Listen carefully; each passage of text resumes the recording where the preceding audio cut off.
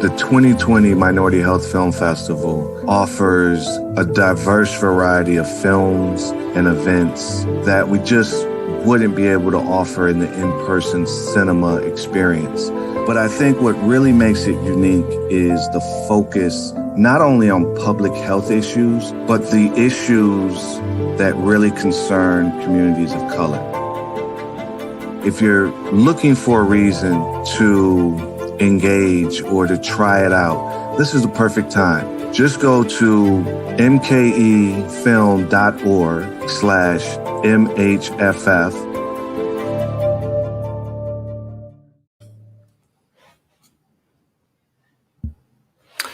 Good afternoon, ladies and gentlemen. I am Dr. Robert Smith. I work over at Marquette University in the History Department, and I direct the Center for Urban Research, Teaching, and Outreach. This afternoon, we have a dynamite panel, Power to All People, Historical and Contemporary Coalition Building. You know, this particular panel is connected to the rich documentary that chronicles the history of the Rainbow Coalition in Chicago in the late 60s, which brings together the Black Panther Party.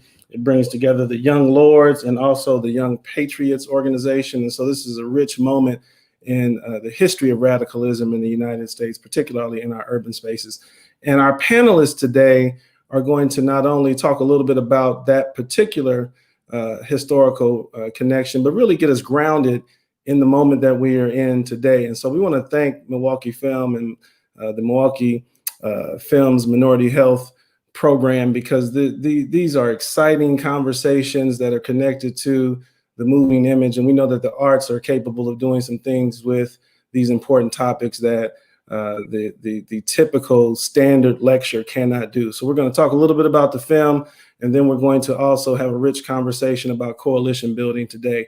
Let me first introduce each of our panelists, and then we want to give our panelists just a minute or two to talk about what they do and talk about their organization.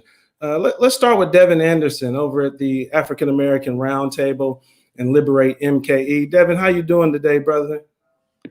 I'm doing well. Excited for this conversation. Yeah, it's always a pleasure. Thank you for all the work that you all have been doing with the AfricanAmerican Roundtable. Props to you. Can you talk to us a little bit about your role and what your organization is up to these days?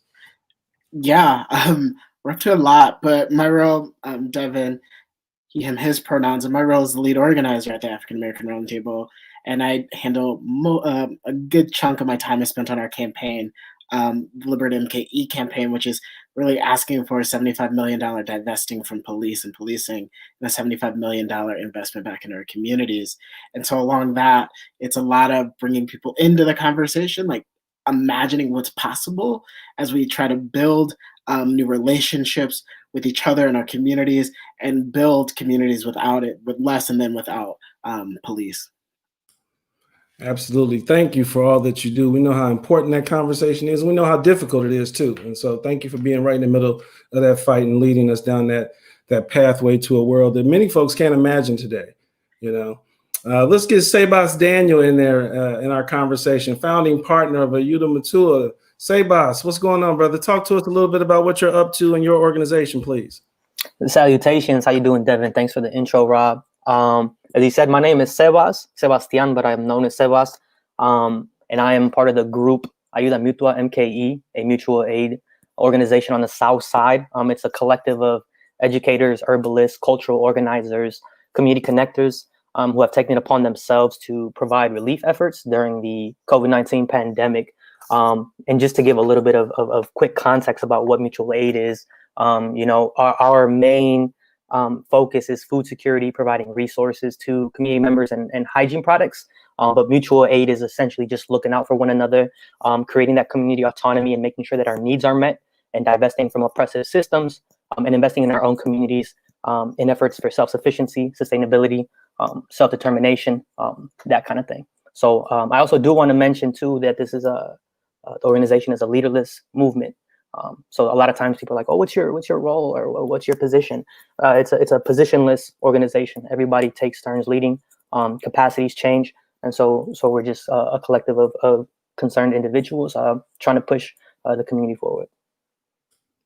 Indeed, each one reach one. Thank you very much, Sebas. Let's get our MPS teacher into the conversation, Angel Vega.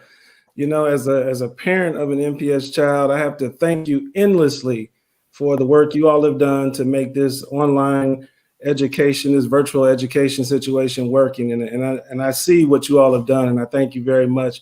Angel, why don't you talk to us a little bit about your work with El Pueblo MKE and March with Pride for Black Lives Matter? Well, Pueblo MKE is a collective, also like a Ayuda. It was a collective effort of activists, community members, artists, that got together and basically saw a need right now to elevate the Black voice. And we got together and organized a march across the 16th Street Bridge. And after that, we were just like, well, what happens now? Do we keep moving forward? And we all decided as a collective to keep moving forward and continue some of the work that needs to be done, specifically tailored to the Latinx community and what it is to be an ally to the Black Lives Matter movement. What it is, a lot of the work that we're doing has to do with anti-Blackness in the Latinx community, and it's also spearheading a lot of the COVID-19 disproportionality that specifically is plaguing the south side of Milwaukee, which is predominantly brown Latinx folks, and leading some of those campaigns, including holding our representatives accountable for getting them to pressure COVID-19 guidelines if they're going to be remain open. So that's one of our biggest projects that's in the work. As far as for Black Lives, the Pride for Black Lives was something that, me as being part of the queer community, for one, I was like COVID-19, kind of bummed out that a lot of things were canceled due to COVID-19, but I saw the need that the people were expecting for something to be done in the community for the Pride Month. So I reached out to Montel, which much love to him for organizing this. I just kind of helped him with the logistics of it. But I saw the need for Pride to be focused around trans and queer Black lives. Because, when we talk about Black lives, there's a huge spectrum of what we're talking about. It could be male, cisgender, queer, trans. So this specifically for Pride, it was to elevate the Black, queer, and trans lives. Well, we thank you very much. And that is really in the heart of what we're talking about today, the importance of those coalitions and broadening our scope. Let's get Pardeep Kaleka into the conversation. Pardeep, Executive Director of the Zeidler Group, founder of Serve to Unite. Pardeep, tell us a little bit about what you got going on these days, brother. Oh, how you doing, Dr. Smith? How's everyone? It's an honor to be on with Devins, Sebas, Angel, and Dr. Williams. So Interfaith Conference is taking on faith diversity, and it's, as far as like the growing demographic of faith and really the role that faith has in our cultures. And then the Zeidler Center taking on contentious topics, and there's no shortage of those these days. Obviously we wish we could be with everyone in person, but it's an honor to be on today. And I gotta leave early. I apologize for that, but you guys are all in for a phenomenal panel with phenomenal panelists. So thank you, Dr. Smith. Thank you. And our last but not least, our final panelist is Dr. Jacoby Williams, Associate Professor over in the AfricanAmerican and African Diaspora Studies at Indiana University and Director of Graduate Studies, IU. Dr. Williams, tell us a little bit about your work, and then as you conclude your comments, get us into that moment in the late 60s where this Rainbow Coalition out of Chicago really starts to set a standard for coalition building, particularly in the urban space. So we're going to turn it over to you to tell us a little bit about your work and get us into this conversation around the Rainbow Coalition. Okay, greetings, everyone. I'm happy to be here with my colleagues and I should say my comrades, Devin, Sebas, Angel, and Pardeep. We just met recently briefly, but I'm sure we'll build from here in the future. Most of my work as an activist scholar deals with social justice, civil rights, Black power, human rights, those particular kinds of very important, often marginalized aspects of the social and political scope of our society. I spend my time working with many groups. If I'm invited, I'm there. Most groups. We range the gamut from groups like BYP 100 to Artist Daughters to Black Lives Matter here in a number of the cities. We're consistently working most often with Blocks Together on the west side of Chicago and the Poor People's Campaign led by Reverend Barber, which I'll speak about today in some capacity. But most of my scholarship deals with the Black Panther Party. I am unapologetically Black, and it spills over into my work. But I'm also known as a scholar and activist that identifies as a racial coalition political scientist, one who studies racial coalitions and their uses and how we as African Americans can't fight the struggle alone, because oftentimes our issues are others as well. With that said, most of my, at least what I'm invited here to talk about today, deals with the Rainbow Coalition, the original Rainbow Coalition. Typically, when we say Rainbow Coalition, people think of Jesse Jackson. But Jesse Jackson actually, I shouldn't say stole, but he appropriated the term Rainbow Coalition, which was actually started by the Illinois chapter of the Black Panther Party. Deputy Chairman Fred Hampton and Robert E. Lee III, this Black man from Houston, Texas, named after the Confederate general, coincidentally, but not actually named after him. Together, they formed the original Rainbow Coalition in 1969.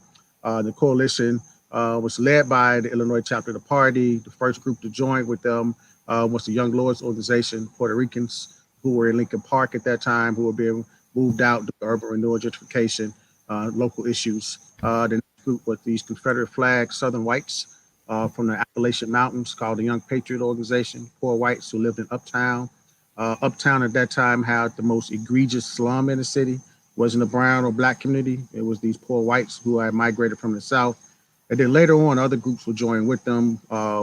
More consistently, if the groups would be a group on the north side with these young white greasers, counterculture, anti-war activists called Rise Up Angry, led by Mike James and some of these folks. So at least shout out some of these folks. So the Rainbow Coalition is really the brainchild of Fred Hampton and Bob Lee.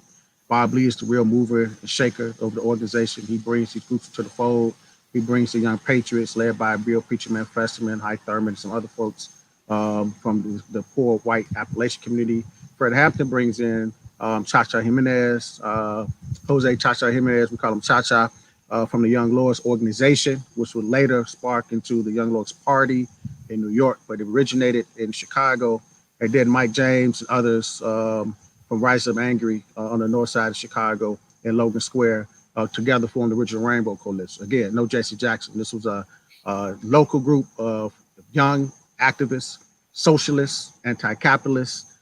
Jesse Jackson was much of a capitalist at that particular period, who operated Operation Breadbasket, which we could talk about in a second. Not as a diss to Jesse, but this is not the direction in which the organization intended to go. They were dabbling with local politics. The local politics primarily at that time was the daily Democratic machine. I'm born and raised in Chicago. I tell my students and anybody who will listen, Chicago, Illinois, the most racist city in America. You would never convince me otherwise. And ironically, it's been run by Democrats since the 1930s, not Republicans, when I talk about the most racist city in Chicago. So this is what these groups were organized, and their common denominator in terms of forming of class solidarity. The one thing they had in common was their poverty. They were all poor, so they're all fighting against these local measures of the daily Democratic machine in one shape or another as this divide and conquer method. So they formed this coalition that transcends race. And that coalition is what gave them their power. The irony in that is Chicago then and today is still the most racially, residentially segregated city in America. And in spite of that segregation, the coalition prospered as a result of it, because all these groups wanted to do was control their own communities, not having outside forces control their communities. And that's what we have in most of our communities today. We don't sit on the school boards. We're not in charge of the police departments in those institutions. We don't control the economics, meaning the banking and real estate and so forth and so on. So this is what these groups were advocating for. We want to control the economics, therefore control the politics of our own community. And to do that, we have to work in solidarity as poor people to come together to form these coalitions to fight this powerful democratic machine. So irony there is that segregation helped the coalition, but also the Black Panther Party survival programs. So for every issue of poverty that these groups were suffering under, the party had a program for it, whether it's free breakfast, free clinics, free legal aid, and the list goes on. And I can give you some more examples of that if necessary as well. And that coalition ended up becoming one of the reasons why Fred Hampton was later dubbed by the national chapter of the Black Panther Party in Oakland and become a national leader, which he never got to rise to because he was assassinated. And digging through the Rainbow Coalition files, what I've discovered, the secret seal police records in Chicago, is that the state, I mean, the United States government, but also the city of Chicago, believed Fred Hampton was more dangerous than either Martin Luther King or Malcolm X, who had previously been assassinated prior to he was. Why? Because not even Martin Luther King or Malcolm X could bring Confederate flag Southern whites into the fold to do security and work in solidarity the way that Fred Hampton and Bob Lee was able to do with this Rainbow Coalition. So they target him for assassination. The FBI rightfully gets most of the credit because they set it up, but it's the police in Chicago was Daley in this machine who really put that forward, that assassination forward. It's the police who killed him. They thought the feds were dragging their feet and so forth and so on. So they murdered this man because of his political beliefs and primarily because of the way in which they brought this Rainbow Coalition together for the fact of having a visual revolution. Now, the irony is that the Rainbow Coalition held a press conference in 1969. That's when it was started, when it's established. This one of the most famous pictures, icons. You can Google this, and you have all these Confederate flag wearers, white guys from the South, the Panthers with their unapologetic black berets and leather jackets, Puerto Ricans with their berets and their Puerto Rican pride. You have some other members of LADO, Latin American Defense Organization, which was made of Mexicans and others. Then you have Rise Up Angry, some women and others, together holding a press conference to commemorate the 1-year death of Martin Luther King, and announced to the world, no longer will they let the capitalist enterprise divide and conquer them by race. If they're going to form a coalition and work together. Out of that, you get the Poor People's Campaign. More people failed to link the Rainbow Coalition to the Poor People's Campaign. They were very much influenced by that. King was leaving the campaign, Martin Luther King, that is, a march on Washington for all poor people, regardless of race. And that was the inspiration also for the Rainbow Coalition. So they saw themselves extending King's work. So they had this press conference a year later to continue the Poor People's Campaign. And the irony is I want to end here because I don't want to talk for another 10 minutes. The irony is that their goal was to organize themselves to control their communities primarily. They're not political agents. They're on the fringes of politics, right? They're not in the political arena. But after Fred Hampton's assassinated, they recognized their political power and they began to vote. And the first thing they did was vote Republican to get Edward Hanrahan, who was the state's attorney at that time, supposed to be the successor for Mayor Daley, to vote him out of office to demonstrate the political power. And Jose Chacha Jimenez became the leader and these Puerto Ricans, the leader of the Rainbow Coalition at that time, not the party, not Bobby Rush, who's later Congressman Bobby Rush. But they began to form these kind of electoral powers, which leads to Bobby's election, Jesse Jackson, and others. So the irony is you can trace the Rainbow Coalition from Fred Hampton to first Harold Washington, who was actually married to the coalition. When he was elected, he ran on the Rainbow Coalition campaign, Right. organized his campaign, get out the vote. And when he won, he put them in his cabinet. Young Lords, Young Patriots, Black Panthers, women, people with disabilities. For the first time in Chicago history, poor people, Latino people, white folks, poor whites, blacks, everybody had political power in the city. So he was actually married to the coalition. And that's when it gets appropriated. That's when Jesse Jackson takes the title. He incorporates. If you notice, the Rainbow Coalition, the organic organization, doesn't belong to anyone, right? It doesn't belong to any one group. It belongs to the people. But Jesse incorporated it. So now you say Rainbow Coalition, you got to pay Jesse Jackson. So it's a push incorporation right now. And the first thing he did was run for office, because what he figured is if Chicago, one of the most racist, residentially segregated city, the most racist cities in America, can elect a black mayor by using this coalition and win. And a lot of that racial strife played out through those elections, and he still won. That what can he do if he can actually take this national? So he ran for president the next year. Well, don't go national yet. We're going to get to national in a second. Let's stay local right now. Let's stay. That's local. I'm just tracing it to let you know it goes from Jesse to David Axelrod and Obama. They all got this legacy to the Rainbow Coalition. Without this Rainbow Coalition, there would not be a black president of the United States, and there sure would not have been a first black mayor of Chicago. Absolutely. Segues into, I guess, the Rainbow Coalition and how it is precedence for coalition building today in our current context. What I often try to convey to folks who will listen is that if the Panthers could bring together this disparate form of groups, Confederate flag Southern whites, uniting around class solidarity that transcends race and this anti-capitalist socialist ideology, imagine what we can do today in the age of the Orange Man, where most of us are suffering not just from the same economic conditions, but even exacerbated conditions that were present in the 60s, like HIV/AIDS. Now you got COVID-19, mass incarceration, the list goes on. And then the coalition then was the first and only group, the Black Panthers and this group, to advocate for LGBTQ issues. No one else was doing that in that period. So those kinds of coalitions are still alive and well and present today. And in my opinion, I think the New Poor People's Campaign, led by Reverend Barber and others, are the epitome of what the coalition was trying to do 50 years ago. And a perfect example of what it's doing today, minus the religious dogma that you get with Reverend Barber and the Christian aspect of the coalition building today. So we have a need for it. There's a place for it. People are already doing this. When I walk into these rooms, I don't care what these organizations are. You have all these various coalitions across class, gender, sexuality at play. So coalition politics is alive and well. But what the party was able to do, and what people who appropriated the party's message, their slogans, their ideology were able to do, was run for office and get elected.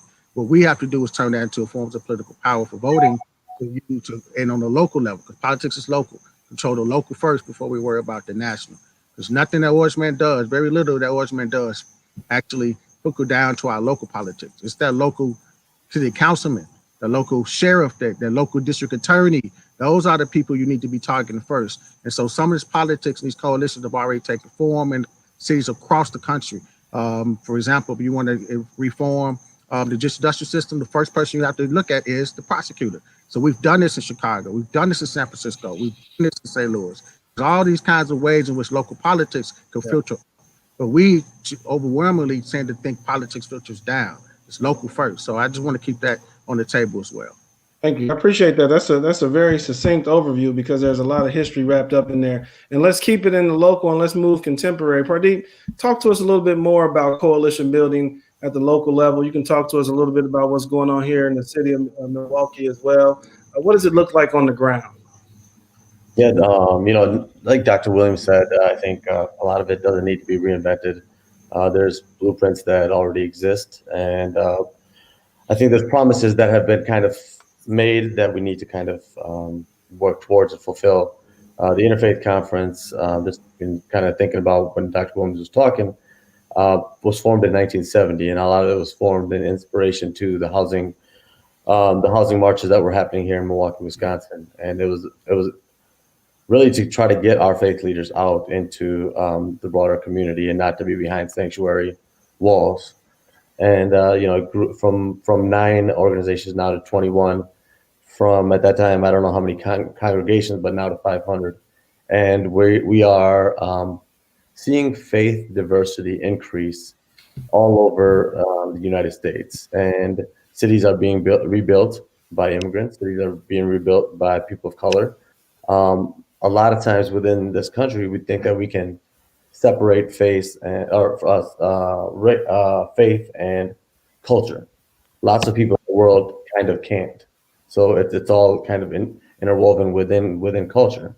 So when I think about coalition building, I'm thinking about accepting people for who they are, their uniqueness, them bringing that in, and then getting buyership in. And what does it look like on the ground? A lot of times it looks like tiring work.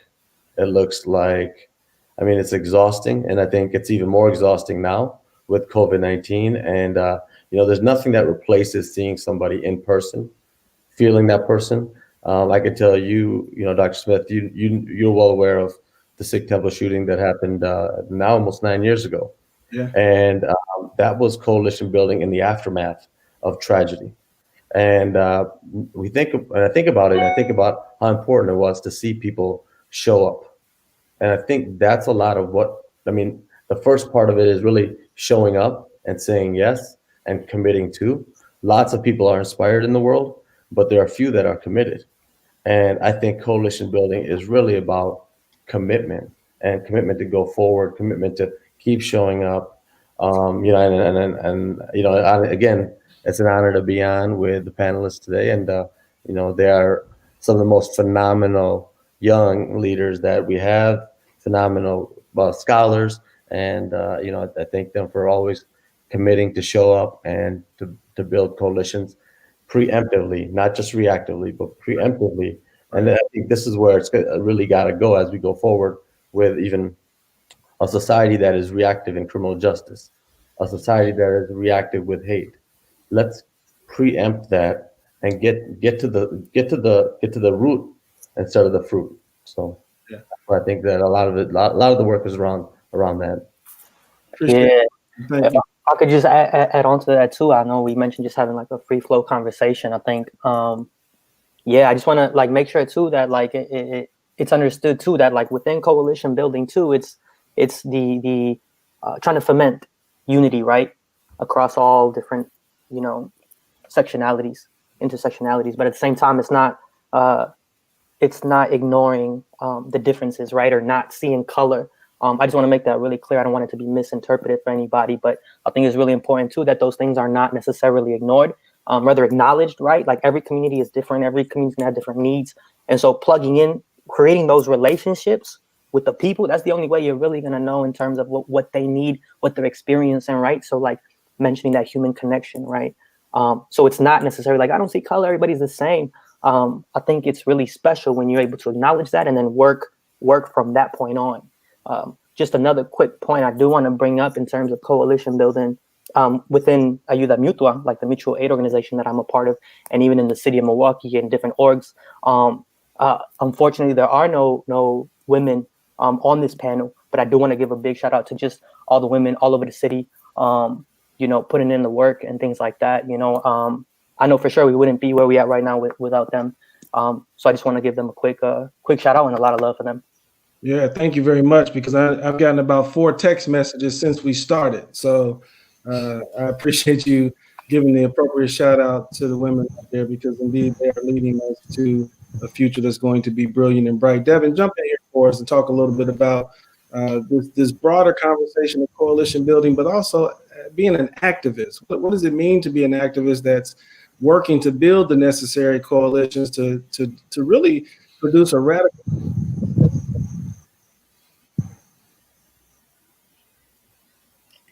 Yeah, I just want to lift up and agree with everything Pardeep and Sebas said, and add when I think about coalition work, I think about what Bernice Johnson Reagan said in Coalition Politics and the Turning of the Century, and she really talks about coalition work is done in the streets. And so it's not done at home. And what I took from that is you have to be constantly reaching out and having these conversations and reaching across lines and finding some connection and why all these issues hit us differently, but they hit us. They still affect us.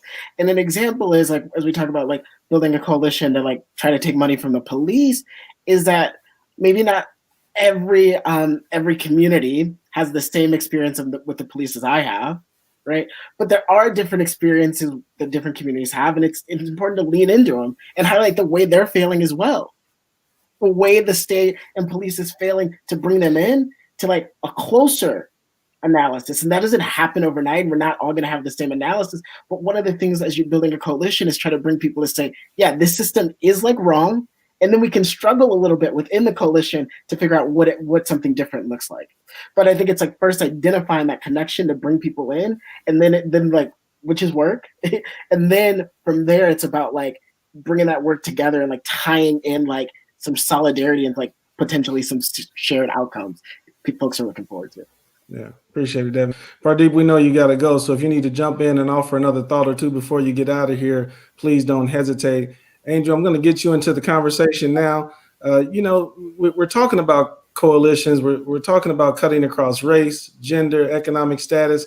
When we think about identities and experiences, why is it important, and how can we be effective when cutting across those lines and making sure to build those appropriate coalitions?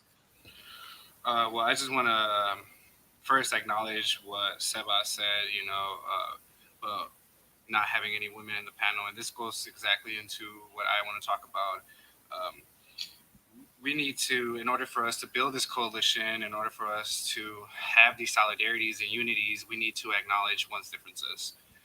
After we acknowledge one's differences, we need to, a lot of the work that needs to be done is with its internal work for a lot of us. You know, we need to accept that, you know, there is Black people who are queer, there is women who are queer, there is Latinx people who are queer, and start unlearning and unpacking some of those negative notions, preconceived notions that we have about different identities when it comes to intersectionality. Because if I can't empathize, or I can't understand, and it doesn't mean to know that person or that identity in full, right? Because I can never know what it is to be a Black man, but I do know what it is to be a brown man, and I can empathize. And a lot of that has to do with our own internal work that we need to do. We need to start getting rid of these stereotypes within our head, and start accepting that other people have struggles. And I also want to point out the fact that when I talk to a lot of people, activists in specific, and when we try to build this coalition and solidarity amongst each other, is that people right away say, oh, well, you know, you can't compare struggles. And it's true, you can't compare struggles. This is not a struggle Olympics. This is not to see who had it the worst, but this is also to understand that, you know, some of us might have it the worst because my identity as a queer brown man is not the same as a queer brown man who's undocumented. So now I have to accept my privileges as who I am, and also the oppression that I face, to better understand the next one. Because if I don't accept my privileges as somebody who's documented, for example, and I'm using myself because I know myself the most, right? I can't build solidarity with somebody who might have similar identities, who might be queer and brown, but who is undocumented, because then those things are not the same. You know, now I have to acknowledge my privileges. I have to take those into consideration, and also put myself in the forefront for some of the most marginalized communities. As far as for the intersectionality, you know, this is work that takes time. This is not something that's going to happen overnight. Because we have to do internal work, and then we have to start reaching out to other communities. And this has been hard. You know, it's been really hard to combine these intersectionalities and make other people who are not part of those identities understand that this is the same oppression. You know, the same people who are incarcerating and deporting people is the same ones that are stripping away rights to communities that are queer, to communities who are, you know, are women. You know, they're still getting paid much less than men are, even if they have the same qualifications. You know, it's just an MPS in itself. You know, girls are being disproportionately affected by suspension rates, and it's the Black girls that are being affected the most. So, you know, we need to start understanding these different identities, and the more that we understand these identities, the more solid our coalition is going to build, the more solid our movement is going to become. Thank you all very much. Well, Thank you so much. yeah, go ahead, man. You know, as far as, and I agree with Angel, as far as like just thinking about this time and thinking about where we're sitting in COVID-19 and not being able to be with one another physically, I think it's teaching us some lessons on coalition building virtually. And I think that once we come out of this, sometimes when you can't, you know, I used to be a ball player, and I used to use my right a lot. And I noticed that when I couldn't, you know, if you want to get good at playing ball, you got to use your left. And so you start to use muscles that you don't have. And I do think that coalition building is going to be one of those muscles that we're going to have to rely on as we go forward. Because, I mean, even if, let's say the election goes, and I mean, even division is on the table. Everything is on the table right now. But knowing that we got some challenges that are going to be happening in the near future, as the environmental crisis and all of these things. I mean, our Earth is depending on us to be able to do this work productively as we go forward. So with that said, you know, we can be down, but don't ever lose hope. And I say blessings on all your work. And you all take care. All right, appreciate you, brother. Thank you very much. Right, Sebas, I'm gonna come back over to you. You know, we've all been talking about coalition building, and we've alluded to the struggles. How do we mitigate some of those challenges? What do we do to kind of move beyond some of the challenges that come with coalition building. Can you offer us any direction, any tips, any efforts that you all have been engaged in to kind of outmaneuver some of those challenges? I think it's a combination of things. I try to keep it as succinct as I can. I get a little wrapped up, like Dr. Jacoby was saying. I start, expounding on stuff, but I'll try to keep it real brief in terms of just like different communities have different needs, going through different things. Angel talked about recognizing the space you take up, the privileges that you have, and things like that, right? So once you reflect on those things, that like the work has to come first internally, like looking into yourself, right? After that reflection piece, I feel like listening to other people, right? And that goes back to connecting, right? So by listening to other folks, right, trying to understand where they're coming from rather than listening to respond, right?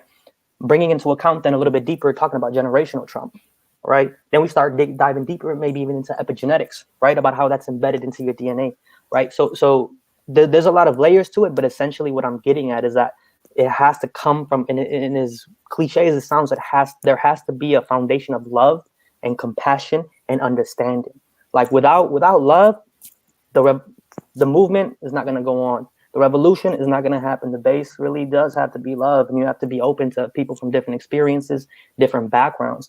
And I think once they feel like they're cared about, they're willing to share, what it is that they're going through, what it is that they need, and then from there, like I said before, it's a constant evolution, right? So it's like once y'all are on the same boat and realize like, okay, this person, we have different struggles, but we on the same boat kind of deal.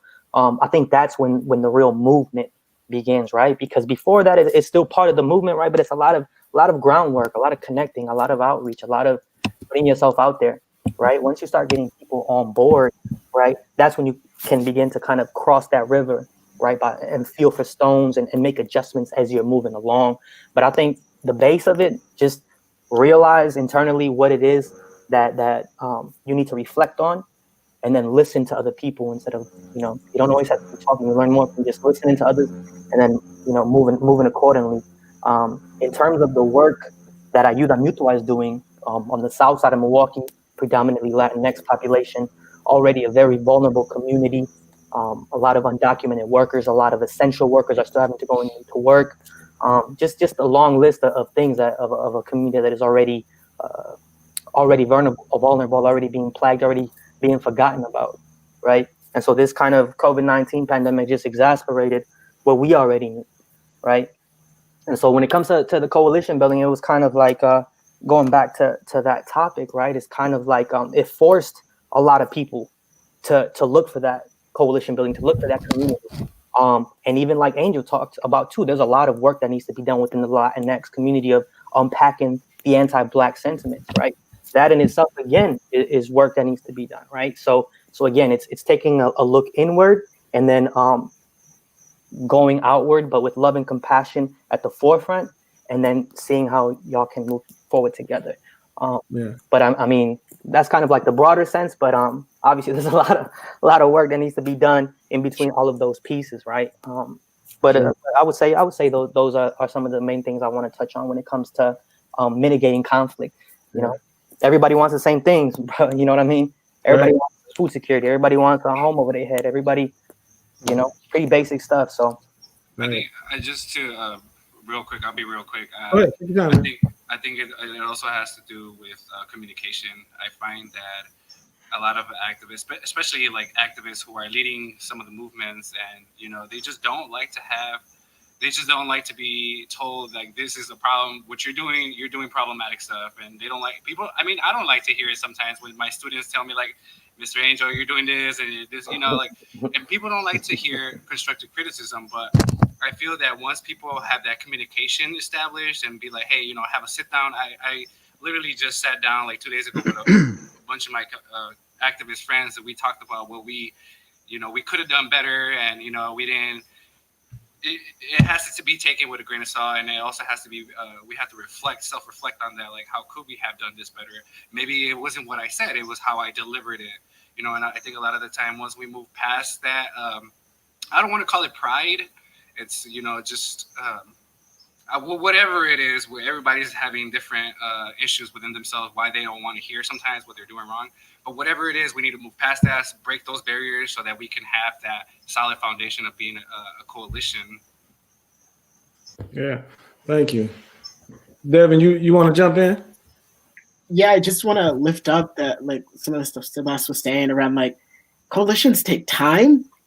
Like, they take time and effort. Yeah. And it takes, like, showing up for, like, each other, like, in real ways. Because it's like one thing, like, especially with, like, the coalition right now, it's like, if I want folks to show up for me and, like, show up for, like, what, like, the issue we're working on, it's also, like, me supporting them and, like, finding ways to support them and help them out and, like, show up for them in real ways and provide, like, more capacity.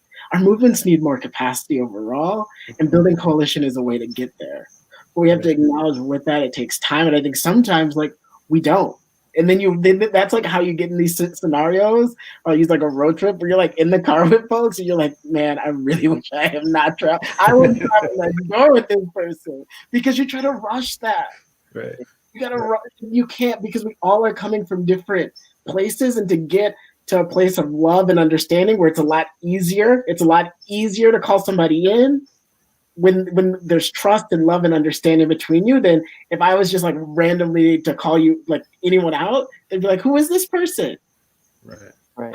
Like, and so when we talk about coalition, we also have to acknowledge, like, coalition is, like, often laying a foundation for a project and for things that are going to come into fruition a year or two down the line. I think Dr. Williams laid that out. Is how the Rainbow Coalition, you can trace that lineage of building and creating that foundation. You can trace that over decades. And we have to name that in an era, in a time where everything, like, we want everything to happen, like, extraordinarily quickly. We have to name, like, sometimes, like, you have to take a step back to build a coalition and to build a foundation that's stable enough to carry the weight of the work we're trying to get done. Absolutely, Doc. That's a great setup, Devin. Let's get you back in the conversation, Doc. Give us some lessons from that moment in the late 60s moving forward. You kind of tiptoed into it a little bit for us. Give us a little more detail, though. What are some of the lessons from that Rainbow Coalition? What kind of fruit bore down the road after that coalition? I just want to echo what everyone has said so far. So one thing that make the coalition so successful and party is self-criticism. So just to repeat some of it, I'm looking at the comments in the section that we have here, and I'm listening to your comments of all the rest of the panelists. And I'm just, as a historian, the light bulb just keeps going on that these are not new phenomena. That coalition building takes time, it takes work, but the first begins with self. You must have self-criticism, and then reflection, and then reciprocity and mutuality in order to build those relationships. And that's where communication comes in. So I've just been sitting back listening, and that's part of coalition building. First, you got to shut up, before I curse. You got to shut up and listen in order to understand where folks are coming from, to have self-criticism. So listening was part of it. And so just give you some brief examples. There's some recent phenomenons.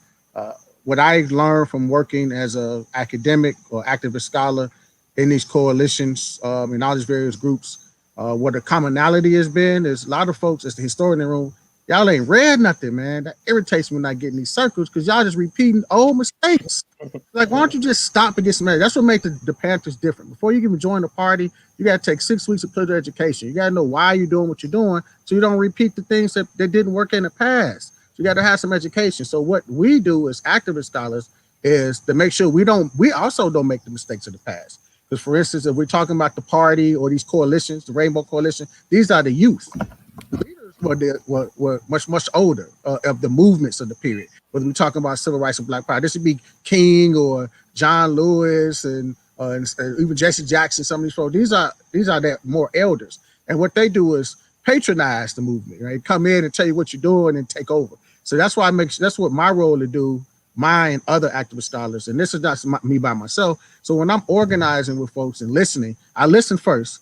Then I offer criticism, because you got to start with some criticism, because you just repeat past mistakes, and then you can take it or you don't. But at least I've done my part. Now, my part is not to lead now.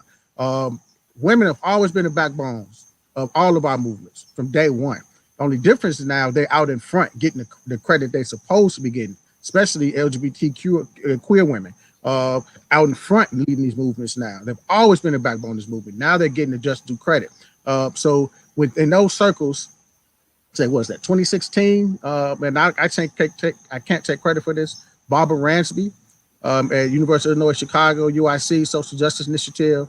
In 2016, you get all these groups who, before COVID, were just liking each other on Facebook, Twitter, and retweeting stuff, but have never actually sat in a room together. Supposed to be working in solidarity coalition, but they never looked each other in the eye. How you working with somebody and gaining trust you ain't never shook a hand and met with? So she was very keen of bringing all these groups. It's about 80 groups around the country, from Dream Defenders to Black Lives Matter, BYP. All of us were there for 4 days. And us as scholars was there to make sure that y'all learn something and read something and have some critique about some of the mistakes that was being made, so that you can go out and have these kind of coalitions and then actually work together and understand how coalitions work and some methods. You got to have some methods if you're going to have these coalitions well. You got to understand how methodology works, meaning you can't just walk in a room and say we're going to work together. What are the commonalities? Start there. Can you even have relationships with some people? Some people just don't want to have relationships with you. You got to respect that. That's what makes the irony when I'm talking about the Rainbow Coalition previously was segregation helped the coalition, because it was not about Black folks coming telling poor whites what to do or white folks coming telling poor Puerto Ricans what to do. It's all about us owning our own story and our own struggle, but then working in solidarity and having an area of mutual respect and conversation and mutuality and reciprocity, and then building something from there. So when you have an issue in the Latino community, you lead it. And we come in solidarity to support you, whether we agree or disagree. It ain't for us to tell you what's best for your community. You know what's best. We might offer some criticism, you take it, you don't, but then we are still there in solidarity, and vice versa. And that's what made the coalition work. That's how coalition still works today. And that's how you build communication and respect and mutuality. But first it starts with self-respect and mutuality. Now, I can give you some more information about how we trace that today, of how folks can also appropriate your politics. And that's what happens with Jesse Jackson. That's what happens with David Axelrod. That's what happens with Barack Obama. They appropriate the coalition's politics and ideologies and so forth because it's an effective tool for winning elections, but they're not actually married to the politics. So even then, you must be careful with certain politicians. We get a whole lot of this in our current context with the Democratic Party. I got to pick on the Democratic Party, man. They're not progressive as we claim it. So coalition politics is one way of bringing them to the fold to where the people are moving. And that takes coalitions in doing that, because the party is very top down. The coalitions is very grassroots from the bottom up. And you can see the folks who are winning these local elections and winning the congressional elections. These are more people on the progressive side. Most coalitions are progressive in this regard. So we got to continue to do the work. We got to continue to struggle, even within our so-called confines, like democratic machines, which it is. It's a political machine that somehow claims to have our best interests in theory, but in practice actually doesn't do much for those of us at the bottom. Appreciate it, Doc. And I got a couple comments that follow up nicely with that. Rob Agnew is talking about political education. I've seen from each of you all various ways that you've been a part of this process of political education, whether it's group convenings around book talks or book discussions, using the arts in particular. Can you all, Devin, Sebas, and Angel, talk a little bit about the ways that you are engaging in some important political education? Can I go first real quick? Because I did want to emphasize on what Dr. Williams was saying. For one, I agree with you that women have always been the vessels of our movements. They've always been the forefront. But also youth, and this goes into like education. Mm-hmm. I think that yes, political education is crucial, but I think education in general, and I mean, obviously I'm speaking as a teacher, right? Obviously that's my thing. But I think that once people have the education, whatever it is, even education about your own identities, it self-empowers you. And then, so just education in general, although like I said, political education is very important, but education in general, I think is very important. You need to know who you are before you go out into the world and try to explain to people what your community needs, right?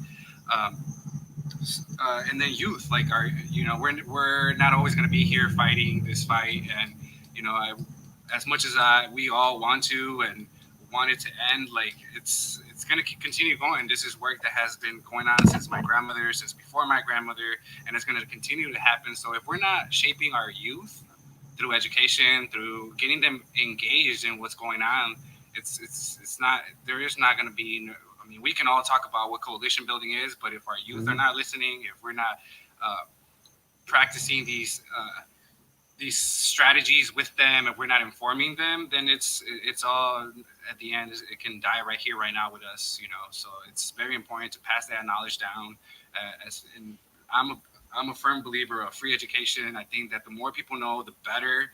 You know, if you want to take the book, then that's on you. But then it wouldn't be barriers to why you couldn't get that book.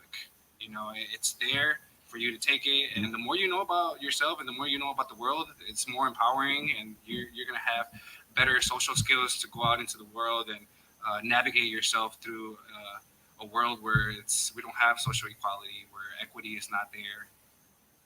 Right. Thanks. I couldn't agree more. I can't agree more.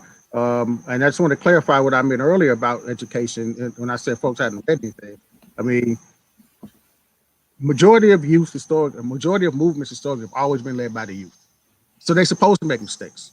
What we're trying to do as the older folks in the room, make the same mistakes, make new ones. We have every situation is different. Today we have technology it's just now, right? In this meeting that just folks just didn't have 50 years ago, in the ways in which we can use technology for mobilization, organization, the coalition building, and so forth and so on. So mistakes are going to be made. We were just very clear about that when we come in as older folks, we educate. That's one positive thing we can do. We can critique, but it has to be constructive. It can't be tearing folks down. And then we got to get the hell out the way. Let the youth lead. And if they make mistakes, they make mistakes, but you've done your job. Everyone's going to make mistakes, and that comes with growing. It comes with growth. It comes with the territory. Just make sure you don't patronize the movement or try to take over the movement. You can be advisors to the movement. That means they seek you out. You don't always just throw your advice out there. Sometimes your advice is not warranted. Folks might not need it. But at the same time, we got to be leery of the methods that we have too. Because even though we do have technology, don't be a fool. Think it's the Panthers and Coalition, Rainbow Coalition had COINTELPRO. Don't think those auspices aren't looking at us right now. Watching what we do on social media, watching us in this meeting right now, taking notes. And some of us, we do for the policing apparatus, right? Yeah. We target where we go. We link everything where we've gone and so forth. So policing ourselves for them. So just be conscious of that as well, and how that can also be used against you. Yeah. Even when I try to be coalitions, but that's how you divide and conquer. They take those messages and with false media and some of the other things that we have to worry about now, and bots and things that you didn't have to worry about 10 years ago, and the ways in which that can disseminate false information and bring groups. That's why face-to-face is so important. You can't just rely on technology for everything. Yeah, Devin and Sebas, jump back in here and talk to us a little bit about some of the work you guys are doing. Turn in with just different ideas, just a lot of good stuff being shared. I'm just trying to soak everything in. Going back to the political education aspect of it too, I think another important thing is realizing that obviously the roots of where you're coming from and X, Y, and Z, but also realizing getting that political education and realizing that these systems are not created for us. These systems are not here to benefit for us. The systems are working very well. Like, it's not broken. It's working. It's doing exactly what it's supposed to be doing. So I saw one question was like, how do we stop a capitalist system, this and that. That's a very big question, right? With a lot of moving pieces. But at the end of the day, it's again reflecting and realizing that these systems don't care about us. These systems are here to serve us. We've had to fight a lot just to get where we at, and it's still not. There's equity is still not reached. Equality is still not reached. You feel me? So I think realizing that, along with the political education as well, like knowledge of self, yes, but knowledge of like the space that you're in, who created it. Why was it created? How is it affecting you? What role do they give you to play? So I think all those things tie into that political education so that you could have a better idea and foundation of how to combat, how to go against this huge system, right? But that system depends on us in order to continue to survive. So like if we can collectively, again, create coalitions, get an elevation of consciousness from community members and just the community at large, they can't stop it. You know what I mean? But it takes that kind of those steps, right? And realizing political education, realizing the space we take up, making space for others, X, Y, and Z, and then moving forward. But it's a lot. Yeah, Devin, come on back in. Yeah, I just add to the political education piece. Is part of coalition is understanding that not like that political education has to be the center. Because the same way I did not come to the understanding of the world and these systems overnight, we can't expect other folks to come to that understanding overnight. So we have to bring them in. We have to give them to politicize in this moment. And UCA is a great example of the work Aida Mutua is doing. They politicized me during COVID. And they highlight it in such the stark ways in which the government and the state is failing us by showing up for each other in their community week after week. Hey, they had a lot of meetings though, Devin. They had a lot of meetings, I swear. Yeah, by highlighting that in a moment where folks are getting sick, the government is failing to meet the material needs of its people. Exactly. That's why we gotta look out for each other. And that kind of goes into one of the questions that I saw earlier about how do we create economic equality within and around our capitalist society. And, you know, that's what it is. It's by us, for us, you know, by the community, for the community. And we need to start, we can't expect the government to do this for us. So we need to do it on our own. We need to seek these resources that are there. A lot of the times the resources are there and they're just not, people are gatekeepers to resources, and you know we need to find those resources for us, by us, and that's one of the ways that we can navigate ourselves through this capitalistic society that is not built for us. In addition, Angel, too, I think along with that, it takes a realization of members, people who want to be active, people who want to build, is be ready for resistance from the state, right? Talking from a historical analysis, all the people that we've mentioned here about the coalition building, state-sponsored victims, right, of a murder or a plot, whatever it is, right? So it's also with the understanding that anytime you do take this route, right, there will be a Watch list. an attempt. Yeah, there will be an attempt of the state to suppress, oppress. So just keeping that in the back of the mind as well, being prepared for that, being ready for that, and understanding that, being well equipped for that, right? Go ahead. Yeah. My last comment would be is we have to be able to tell the story of how all of these institutions have failed us, and how they never can serve us. And so that goes from in the relationship they have between each other. So that goes between the institution of policing and its connection to capitalism, and we're seeing that connection in a moment where folks' material needs are failed, but we're worried about a building being burned. We're seeing that connection that they're never here to serve us, they're here to serve buildings, and be able to politicize and bring people in these moments where we're in a moment where we're still living through a global pandemic. We're close to 200,000 Americans or people within the United States have died. We're in a moment where we've seen the killing and the attempted murder of Black people of all genders. And we have to name that none of these institutions, none of these binaries or none of these systems they put in place will never be enough to hold the complexity and the beauty of us. And we have to name that and bring that to people so we can build coalitions and challenge all of these systems together. Absolutely. And within ourselves. We've got 2 minutes left. I want to give you just a second. You get 30 seconds each to give some parting comments. I'm going to ramble for just a second, let you get your thoughts together. You got 30 seconds, and then we got to get out of here. On September 23rd, the Minority Health Film Festival has 2 important events occurring. One at 2 p.m. that's on queer community building. The other at 7 p.m. that's amplifying women of color in the fight for justice. So September 23rd at 2 p.m. and 7 p.m., 2 important events that are part of the programs for the health festival here. All right, panelists, we got to get out of here. You got 30 seconds each. I'll let you decide who wants to go first. Give us some parting comments, some words of wisdom, some thoughts to leave the folks listening with. Who wants to lead off? I'll go first. All right, Doc. I got a couple things to say though. Thinking about the previous comments, the way in which the state also attacks us is when we have to use the means that we have to control the narrative. So I'm thinking about the Rainbow Coalition.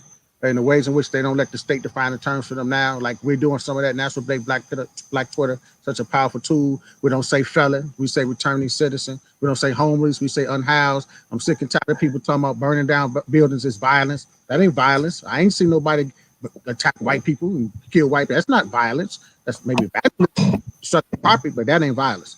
Now, the one thing we have to do is vote, and vote again.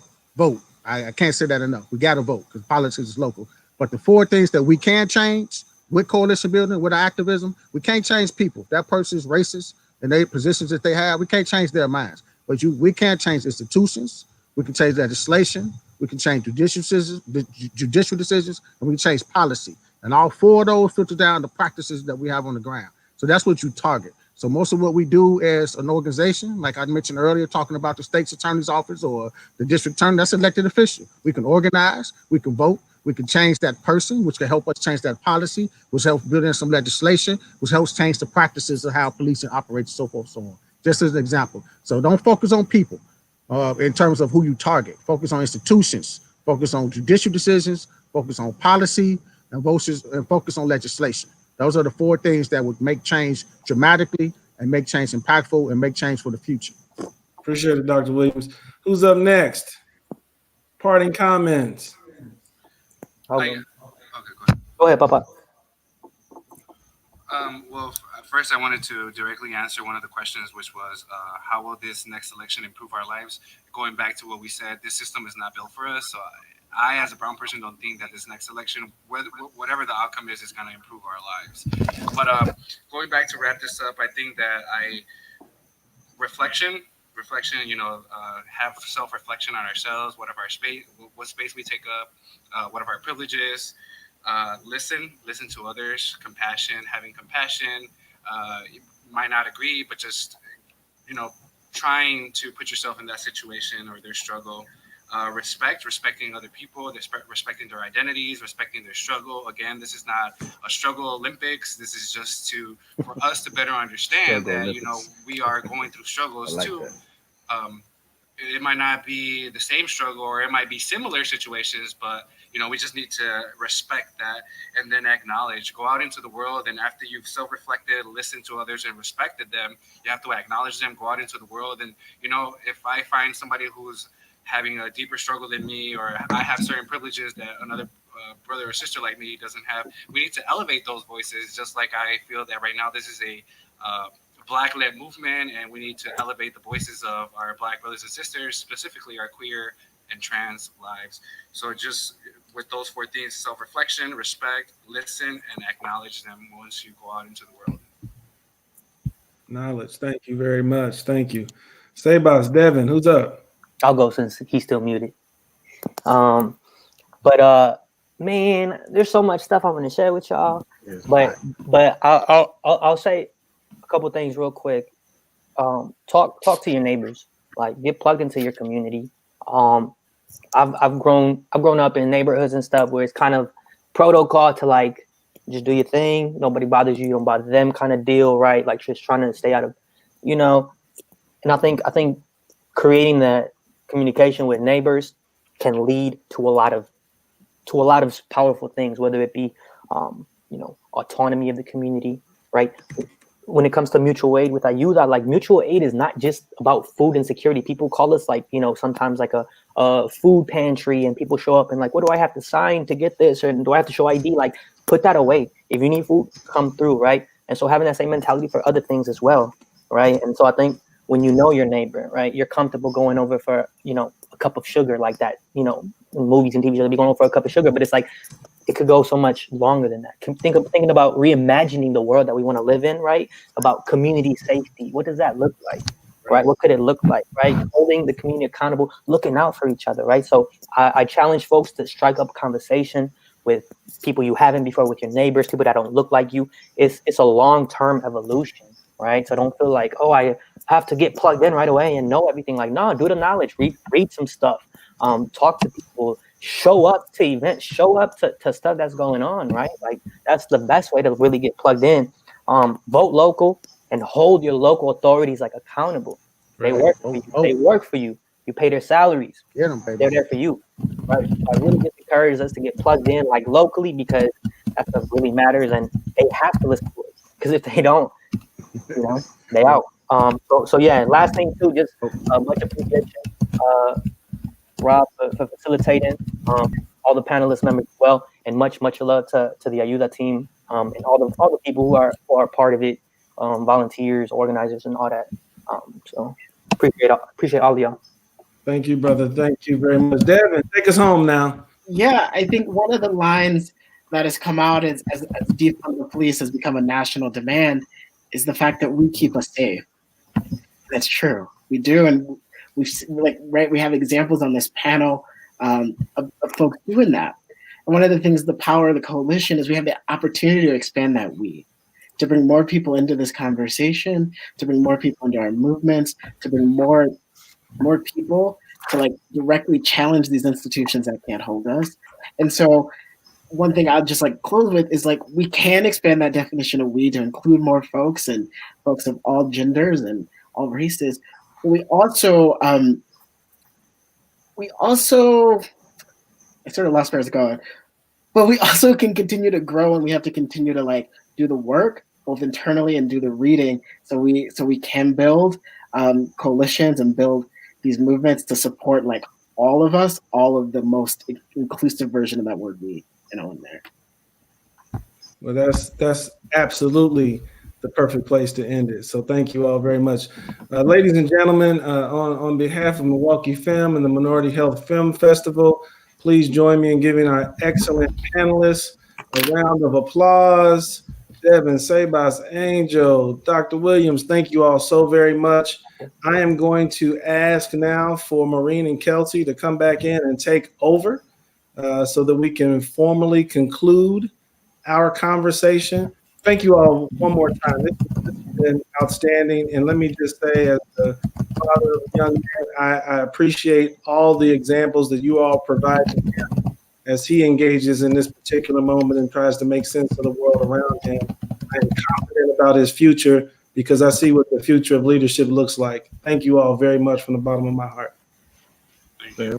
Appreciate y'all. The 2020 Minority Health Film Festival offers a diverse variety of films and events that we just wouldn't be able to offer in the in-person cinema experience. But I think what really makes it unique is the focus not only on public health issues, but the issues that really concern communities of color.